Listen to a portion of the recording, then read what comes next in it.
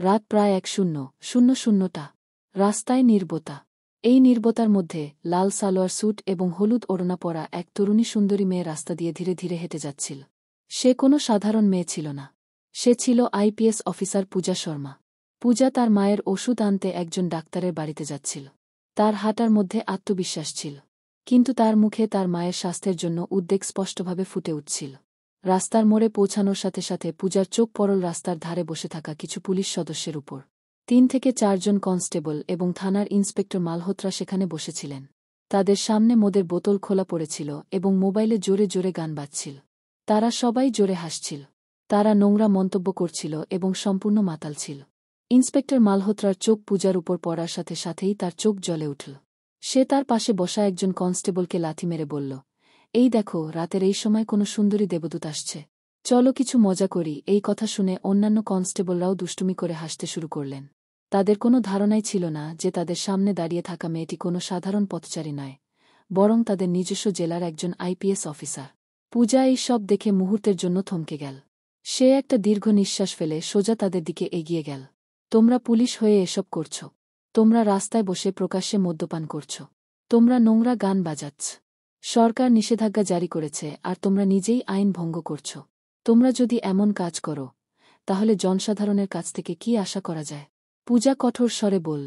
পূজার কণ্ঠে এত দৃঢ়তা ছিল যে অন্য কনস্টেবলরা এক মুহূর্তের জন্য চুপ করে গেল। কিন্তু মালহোত্রার উপর এর কোনো প্রভাব পড়ল না। সে হতবাক হয়ে উঠে পূজার সামনে এসে দাঁড়াল। তার চোখে নেশা আর কাম দুটোই স্পষ্ট দেখা যাচ্ছিল। আরে ম্যাডাম, এত রাতে তুমি কোথায় যাচ্ছ? তুমি দেখতে খুব সুন্দর। আমার দিকেও চোখ রাখো।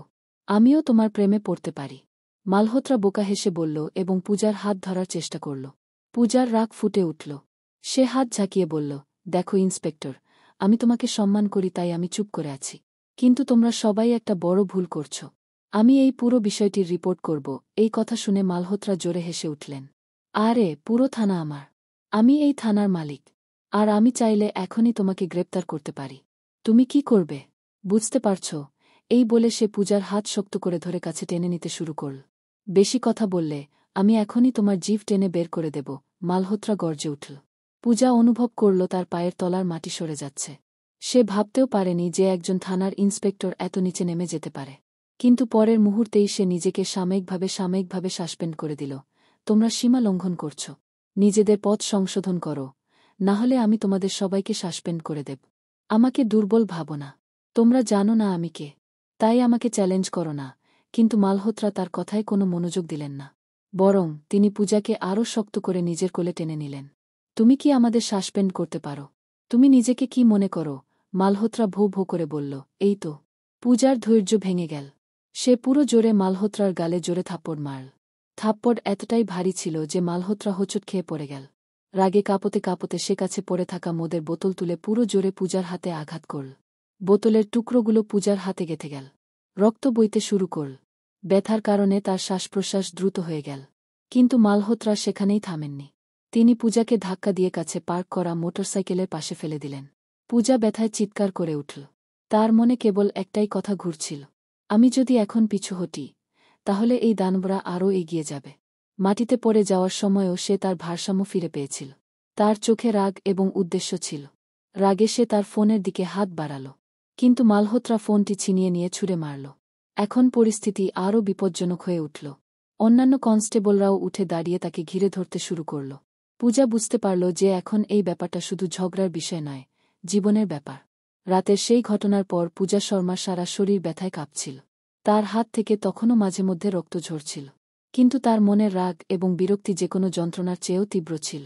সে নিজেকে সামলাতে পেরে সেখান থেকে পালিয়ে সরাসরি তার বাড়িতে পৌঁছে গেল। দরজা বন্ধ করার সাথে সাথেই সে বিছানায় বসে পড়ল। মালহোত্রার নোংরা কথাগুলো এখনও তার কানে প্রতিধ্বনিত হচ্ছিল। তার চোখে রাগের সাথে সাথে অসহায়ত্ব ছিল।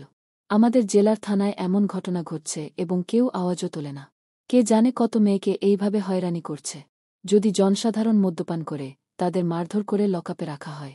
কিন্তু পুলিশ যখন নিজেরাই রাস্তায় মাতাল পশুর মতো ঘুরে বেড়াচ্ছে, তখন কে তাদের থামাবে? কিন্তু না, এখন আমি চুপ করে থাকব না। আমি এই লোকদের একটা শিক্ষা দেব।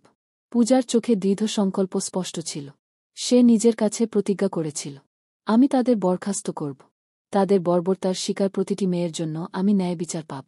সে সারা রাত একটিও ঘুমের ওষুধ খেতে পারেনি। সকাল হতেই সে একটি পরিকল্পনা করে। সে তার ছোটবেলার বন্ধু রেশমাকে ফোন করে। রেশমার সাথে তার খুব ভালো বন্ধুত্ব ছিল এবং পূজার কথা মেনে নিতে সে কখনো পিছিয়ে ছিল না। পূজা রেশমাকে পুরো ঘটনা এবং তার পরিকল্পনা সম্পর্কে বিস্তারিতভাবে জানায়। রেশমা এক মুহূর্ত নষ্ট না করে তাকে সাহায্য করতে রাজি হয়। পরের রাতে পরিকল্পনা অনুযায়ী রেশমাকে একজন সাধারণ মেয়ের মতো সাজে সাজানো হয়। একটি সাধারণ সালোয়ার স্যুট পরে সে ধীরে ধীরে সেই একই রাস্তা দিয়ে হাঁটতে শুরু করে যেখানে আগের রাতে মালহোত্রা এবং তার কনস্টেবলরা মদ্যপান করছিলেন। পূজাও সেখানে উপস্থিত ছিল, কিন্তু এবার সে একটি গাছের আড়ালে লুকিয়েছিল। তার হাতে একটি মোবাইল ছিল, যা রেকর্ডিং মোডে বাজছিল। যা প্রত্যাশা করা হয়েছিল তাই ঘটেছিল। রাস্তার ধারে আবারও একই দৃশ্য দেখা গেল। ইন্সপেক্টর মালহোত্রা এবং তার কনস্টেবলরা খোলা মদের বোতল হাতে বসেছিলেন। তারা নোংরা গান বাজাচ্ছিলেন এবং অশ্লীলভাবে হাসছিলেন। একজন কনস্টেবল রেশমাকে দেখে মালহোত্রাকে বললেন, স্যার দেখুন, আজ আবার একটি মেয়ে রাস্তা দিয়ে যাচ্ছে। মালহোত্রা চোখ টিপে হাসলেন। ওহ, মনে হচ্ছে আজ ভাগ্য আমাদের সাথে আছে। আসুন, আজ আমরা তাকে ছেড়ে যাব না। আমরা মজা করব। তারা সবাই উঠে রেশমার কাছে গেল। রেশমা ঘাবড়ে গিয়ে দাঁড়াল। মালহোত্রা নেশাগ্রস্ত অবস্থায় তার কাছে এসে মলিন হাসি দিয়ে বলল, কি ব্যাপার ম্যাডাম, তোমার নাম কি? এত রাতে কোথায় যাচ্ছ? এসো, আমাদের দিকেও একটু মনোযোগ দাও। তোমার মুখটা আমাকে পাগল করে দিয়েছে। এই বলে মালহোত্রা সুরহীন কণ্ঠে গান গাইতে শুরু করল। রেশমা ভয় পাওয়ার ভান করল। ঠিক তখনই একজন কনস্টেবল তার হাত ধরে জোরে টানতে শুরু করল। রেশমা জোরে চিৎকার করে হাত ছাড়া করার চেষ্টা করল। দূরে দাঁড়িয়ে থাকা পূজা তার মোবাইলে সবকিছু রেকর্ড করছিল। তার আঙ্গুলগুলো মোবাইলটি শক্ত করে ধরেছিল যাতে কোনো প্রমাণ না থাকে। যখন সীমা অতিক্রম করা হচ্ছিল, পরিকল্পনা অনুসারে রেশমা ইন্সপেক্টরের হাত জোরে কামড়ে ধরে নিজেকে মুক্ত করে পালিয়ে গেল। মালহোত্রার আগে চিৎকার করে বলল, এই ধরো ওকে। কিন্তু মাতাল হওয়ার কারণে কেউ তার পিছনে দ্রুত দৌড়াতে পারছিল না। রেশমা সোজা পূজার কাছে দৌড়ে গেল। দুজনেই সেখান থেকে দ্রুত চলে গেল এবং তাদের নিজ নিজ বাড়িতে চলে গেল। এখন পূজার কাছে মালহোত্রা এবং তার কনস্টেবলদের বিরুদ্ধে শক্ত প্রমাণ ছিল। কিন্তু সে জানত যে কেবল একটি প্রমাণই এত বড় ইন্সপেক্টরকে নামাতে পারবে না। এই লোকেরা যে কেবল মদ্যপানের নেশায় এ ধরনের কাজ করে তা প্রমাণ করার জন্য তার আরও প্রমাণের প্রয়োজন ছিল, বরং বারবার এই ধরনের জঘন্য কাজ করে। পূজা ভাবল, যদি আমাকে তাদের ধরতে হয়, তাহলে তাদের প্রতিটি অপরাধের পূর্ণ প্রমাণ আমার প্রয়োজন। আমি পিছু হটব না। অন্যদিকে ইন্সপেক্টর মালহোত্রা এবং তার কনস্টেবল জানতেন না। তাদের কোনো ধারণাই ছিল না যে তাদের বিরুদ্ধে একটি বড় ফাঁদ পাওয়া গেছে। আগামী দিনে তাদের জীবনের সবচেয়ে বড় ঝড় তাদের উপর ভেঙে পড়বে, এবং এই ঝড় তাদের নিজস্ব কর্মকাণ্ড থেকেই জন্ম নিয়েছে। রাতের নীরবতা আবার ফিরে এসেছে। একই জায়গা, একই রাস্তা, একই বাতাস। কিন্তু এবার পূজা শর্মার উদ্দেশ্য আরও শক্তিশালী ছিল। সে জানত যে মাত্র এক বা দুটি প্রমাণ দিয়ে ইন্সপেক্টর মালহোত্রার মতো দানবকে ধরানো সহজ হবে না। তার এমন প্রমাণের প্রয়োজন ছিল যা কেবল আদালতে কাজে লাগবে না, বরং পুরো জনসাধারণকে নাড়িয়ে দেবে। তৃতীয় রাতে হালকা লাল রঙের শাড়ি পরে, চুলে দোপাট্টা দিয়ে ঢাকা, হাতে মোবাইল শক্ত করে ধরে পূজা শর্মা চুপচাপ একই রাস্তার দিকে রওনা দিল। সেই জায়গাটা এখন তার কাছে একটা মিশন ফিল্ডে পরিণত হয়েছিল, ভয়ের প্রতীক নয়। দূর থেকে সে একই দৃশ্য দেখতে পেল। ইন্সপেক্টর মালহোত্রা এবং তার কনস্টেবলরা রাস্তার ধারে একটি ভাঙা কুড়েঘরের কাছে খোলা মদের বোতল নিয়ে বসেছিলেন। মোবাইলে গান বাজছিল এবং তাদের মধ্যে আড্ডা চলছিল। পূজা একটা দীর্ঘ নিঃশ্বাস ফেলে ঝোপের আড়ালে লুকিয়ে মোবাইল ক্যামেরা চালু করল। ভিডিও রেকর্ডিং শুরু হল। প্রায় 2 মিনিট ধরে সে সবকিছু ধারণ করল। বোতল, হাসি, গালিগালাজ আর ইন্সপেক্টর মালহোত্রার মুখ মধ্যে ভিজে গেল। যখন সে অনুভব করল যে যথেষ্ট প্রমাণ আছে, তখন সে তৎক্ষণাৎ বাড়ি ফিরে এল। বাড়িতে পৌঁছে সে মোবাইলটা সামনে রেখে বেশ কয়েকবার ভিডিওটা দেখল। প্রতিবারই তার রাগ বাড়ছিল। এই লোকেরা পুলিশের পোশাকের উপর একটা দাগ। তাদের বাঁচানোর কেউ থাকবে না। এখন এই প্রমাণ তাদের ধ্বংস করে দেবে, সে নিজেকে বলল। কিন্তু পূজা জানত যে শুধু ভিডিও রেকর্ডিং দিয়ে মামলা করা হবে না। মালহোত্রার অনেক প্রভাব ছিল। থানার অনেক লোক তার নির্দেশ মেনে চলেছিল। তাকে বরখাস্ত করার জন্য কেবল প্রমাণই নয়, জনসমর্থন এবং ঊর্ধ্বতন কর্মকর্তাদেরও প্রয়োজন ছিল। পুলিশের সাহায্যেরও প্রয়োজন ছিল। পরের দিন সকালে পূজা তার পাড়ার কিছু বিশ্বস্ত মহিলা এবং প্রবীণদের তার বাড়িতে ডেকে পাঠান। তিনি তাদের ভিডিওটি দেখান। ভিডিওটি দেখে সবার রক্ত গরম হয়ে যায়। একজন বৃদ্ধ বললেন, ম্যাডাম, আমাদের জেলার পুলিশ যদি এমন কাজ করে, তাহলে জনসাধারণ কোথায় যাবে? আপনি একেবারে সঠিক কাজ করছেন। আমরা সাক্ষ্য দিতে প্রস্তুত। অন্যদিকে একজন মহিলা বললেন, ম্যাডাম, আপনার মতো মানুষই আমাদের আশা। আপনি যা বলবেন আমরা তাই করব। পূজার মুখে হালকা হাসি ফুটে উঠল। তিনি বুঝতে পারলেন যে তিনি জনসমর্থন পেয়েছেন। এখন পরবর্তী পদক্ষেপ নেওয়ার সময় ঊর্ধ্বতন কর্মকর্তাদের কাছে পৌঁছানো। পূজা জানতেন যে মালহোত্রাকে সরাসরি ধরা সহজ নয়। যদি তিনি সরাসরি থানায় গিয়ে অভিযোগ করেন তাহলে বিষয়টি চাপা পড়ে যাবে। সেই কারণেই তিনি সিদ্ধান্ত নেন যে তিনি সরাসরি জেলার ডিএসপি, তারপর এসপি এবং প্রয়োজনে ডিএমের কাছে যাবেন। প্রমাণ প্রস্তুত করার পর তিনি প্রথমে ডিএসপি বিকাশ সিংয়ের অফিসে পৌঁছান। বিকাশ সিংকে একজন কঠোর এবং সৎ অফিসার হিসেবে বিবেচনা করা হতো। পূজা তাকে পুরো ভিডিওটি দেখিয়ে পুরো ঘটনাটি বিস্তারিতভাবে বর্ণনা করেন। ভিডিওটি দেখে ডিএসপি অবাক হয়ে গেলেন। ম্যাডাম, এই ব্যাপারটা অনেক বড়। মালহোত্রার নাম অনেকবার এসেছে, কিন্তু আজ পর্যন্ত কোনো সুনির্দিষ্ট প্রমাণ ছিল না। আপনি দারুণ কাজ করেছেন। তিনি গম্ভীর স্বরে বললেন, স্যার, আমি চাই এই মামলাটি চাপা না থাকুক। আমি নিজেই সাক্ষ্য দেব। পূজা দীর্ঘস্বরে বললেন। ডিএসপি রাজি হলেন। আপনি আমার পূর্ণ সমর্থন পাবেন, কিন্তু আমাদের আরও প্রমাণের প্রয়োজন যাতে কোনো ফাঁকফোকর না থাকে। এই কথা শুনে পূজা তার পরবর্তী পদক্ষেপের কথা জানালেন।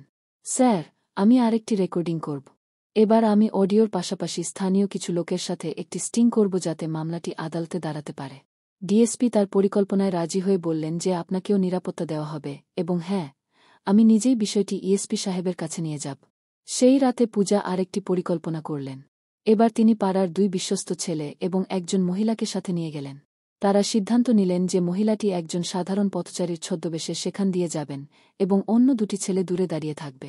পূজা নিজেই ক্যামেরা নিয়ে প্রস্তুত ছিলেন। যেমনটি প্রত্যাশা করা হয়েছিল, মালহোত্রা এবং তার কনস্টেবলকে আবার একই কাজ করতে দেখা গেছে। তারা সেই মহিলাকে থামানোর চেষ্টা করেছিল। তারা নোংরা কথা বলেছিল এবং তার হাত ধরে রাখার চেষ্টা করেছিল। ক্যামেরায় সবকিছু রেকর্ড করা হয়েছিল। এবার পূজার কাছে ভিডিও এবং অডিও প্রমাণ ছিল। পরের দিন সকালে পূজা সোজা এসপি সন্দীপ চৌহানের কাছে গেল। সে সমস্ত প্রমাণ এবং সরকারি সাক্ষীর তালিকা দেখাল।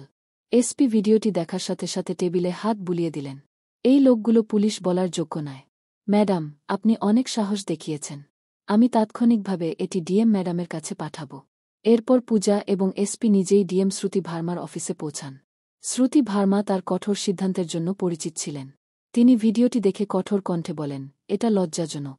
এই ধরনের লোক পুলিশের পোশাকের উপর দাগ। ম্যাডাম, আমি আপনার সাথে আছি। ডিএম তৎক্ষণাৎ পুরো বিষয়টি তদন্তের জন্য একটি বিশেষ দল গঠনের নির্দেশ দেন। এছাড়াও মালহোত্রা এবং তার কনস্টেবলদের অবিলম্বে দায়িত্ব থেকে বরখাস্ত করার জন্য একটি প্রস্তাব প্রস্তুত করা উচিত। পূজার কঠোর পরিশ্রম ফলপ্রসূ হচ্ছিল। মালহোত্রা এবং তার লোকেরা তখনও জানতেন না যে তাদের ঘড়ির কাউন্ট ডাউন শুরু হয়েছে।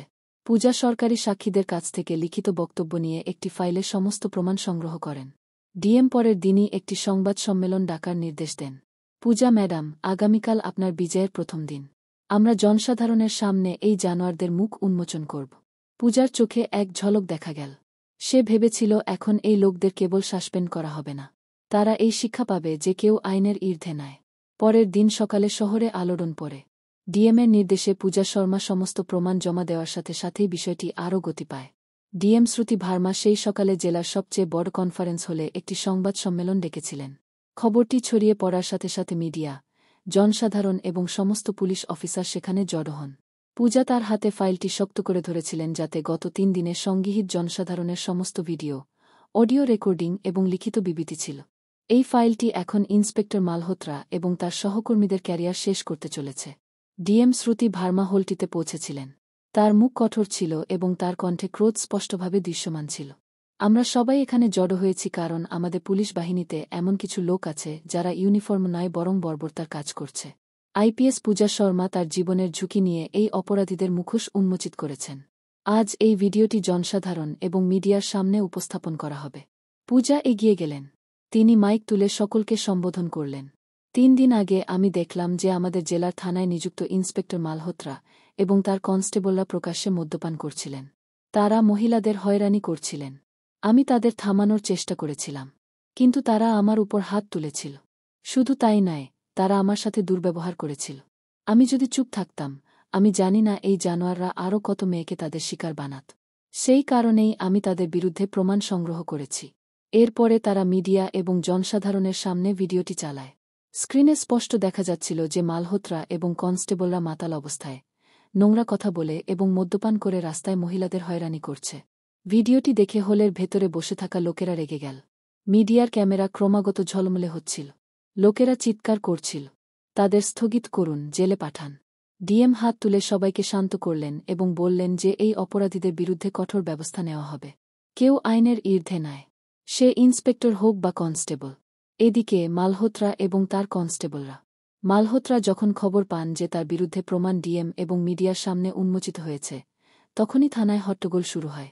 মালহোত্রার আগে ও ভয়ে চিৎকার করে ওঠেন, এই সবই সেই পূজা শর্মার ষড়যন্ত্র। কিন্তু আমি দেখব কে আমাকে সাসপেন্ড করে। ঠিক তখনই ডিএসপি বিকাশ সিং এবং এসপি সন্দীপ চৌহান পুলিশ বাহিনী নিয়ে থানায় পৌঁছান। এসপি কর্কশ কণ্ঠে ইন্সপেক্টর মালহোত্রাকে ডাকেন। মালহোত্রা অহংকার দেখানোর চেষ্টা করেন, স্যার, এই সব মিথ্যা, আমাকে ফাঁসানো হচ্ছে। কিন্তু এসপি তার কথা শোনেননি। তিনি বলেন যে আপনার বিরুদ্ধে প্রমাণ শক্তিশালী। আপনি আইন এবং পুলিশের পোশাক উভয়কেই অবমাননা করেছেন। ডিএম ম্যাডামের নির্দেশে আপনাকে এবং আপনার সমস্ত সহকর্মী কনস্টেবলদের অবিলম্বে বরখাস্ত করা হয়েছে। তদন্তের পর আপনার বিরুদ্ধেও মামলা দায়ের করা হবে। এই কথা শুনে মালহোত্রার মুখ ফ্যাকাশে হয়ে গেল। পূজাও সেখানে উপস্থিত ছিলেন। মালহোত্রার চোখ যখন তার উপর পড়ল, তখন তিনি রেগে বিটবিট করে বললেন, তুমি আমাকে ধ্বংস করেছ। পূজা শান্ত কিন্তু কঠোর কণ্ঠে বলল, না মালহোত্রা, তুমি নিজেকে ধ্বংস করেছ। কেউ আইনের ঊর্ধ্বে নয়। এসপি তাদের হাতকড়া পরানোর নির্দেশ দেয়। মালহোত্রা এবং তার কনস্টেবলদের হাতকড়া পরানো হয়েছিল। এই সব দেখে থানার বাকি পুলিশ সদস্যরা লজ্জায় মাথা নত করে ফেল। সেদিনের পর থানায় অনেক উন্নতি হয়েছিল। এখন সব পুলিশ সদস্য বুঝতে পেরেছিল যে এই ইউনিফর্ম কি এবং এর কাজ কি। সেদিনের পর সবাই উন্নত হয়েছিল এবং কেবল থানাই নয়, পুরো শহর বদলে গেছে। বন্ধুরা, যদি এই ভিডিওটি আপনার পছন্দ হয়, তাহলে ভিডিওটি লাইক করুন এবং যতটা সম্ভব শেয়ার করুন এবং হ্যাঁ, আমাদের চ্যানেল মাশকুর ভয়েস সাবস্ক্রাইব করতে ভুলবেন না এবং হ্যাঁ।